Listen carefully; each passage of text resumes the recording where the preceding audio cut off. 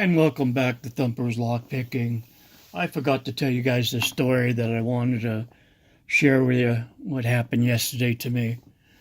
I needed to get out and stretch my wings and get some air and stuff. And I needed to find out where I can buy some more of this copper rod that I made such a big mistake on.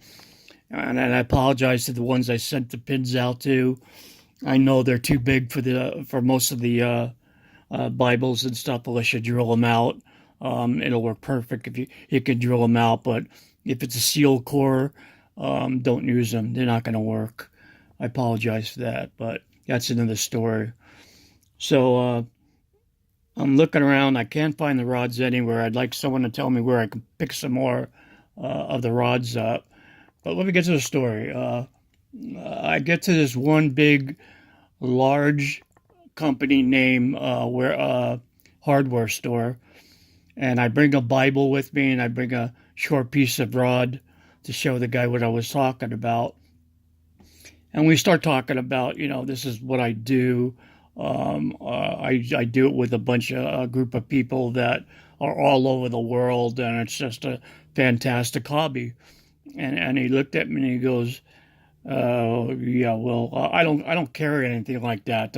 Got nothing like it. No, I said, well, you know what? Well, I'm just going to look through plumbing and stuff like that and see if I can come up with anything. And he goes, oh, no, no, no, no, no. I want you out of my store. I said, what? He says, I want you out of my store. I said, what did I do? He says, I'm not going to have somebody that's a thief buy his tools from me. Absolutely no way. I said, what? So be it. He called security and everything, and I'm just trying to explain, this is a hobby. This is what I do. I send locks to different people, and he goes, that's a great story or whatever. So he walked away and told the security guard to escort me out. And when the security guard put hands on me just to touch me, I had to told him to back off, man. I don't get effing near me again. I tried to get control of my thoughts and everything. I was burning up. I was so pissed off. I wanted to pick up everything and start to smash it. Look, guys, I'm an ex-biker. I'm not going to say from where or anything. I got a mean temper. So I'm fighting my temper, and I see the manager walk over to the phone. I know he's calling the cops. I haven't done anything wrong as of yet. And I'm just thinking I want to walk up to him and just punch him in the nose when I'm walking by, because the security guard wasn't much either. But what am I going to do with all bandaged up? So I got control of myself and escorted own self out, swearing to myself. No one disrespects me like that. Nobody. I don't care who you are. I don't care if you're the police itself. You're not going to disrespect me like that.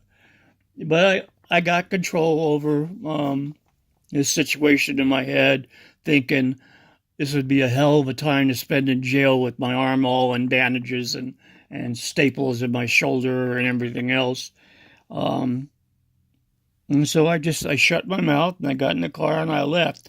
And all I could think of is you, average picker, with your top 5 damn things, your no-nos. I swear that ran through my head all the time when I was trying to fight let's do this, let's not do this.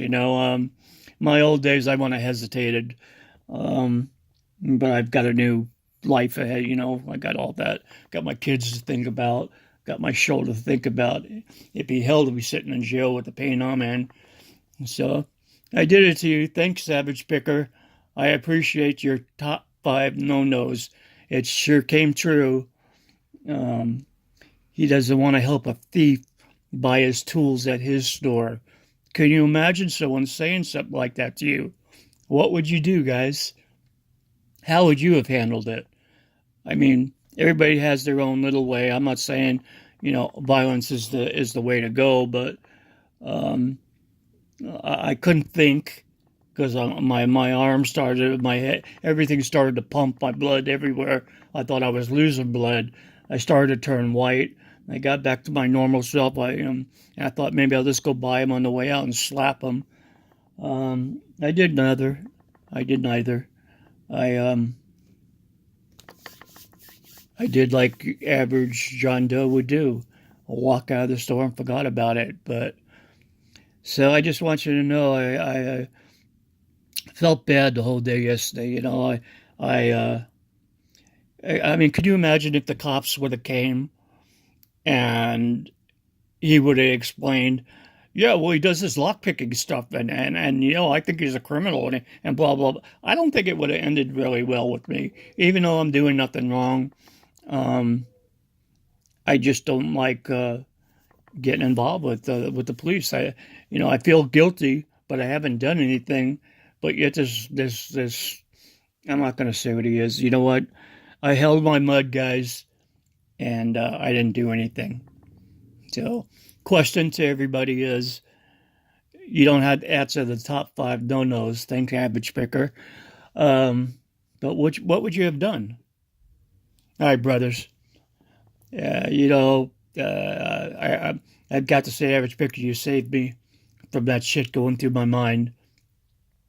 And I don't know. I just felt all down yesterday. He degraded me, and I just, I'm not gonna say.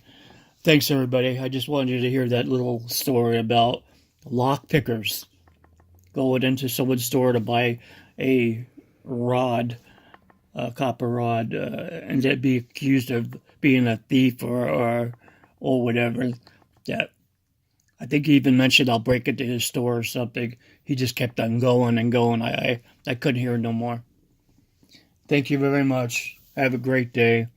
Sorry for rambling. Love you all. I'm out.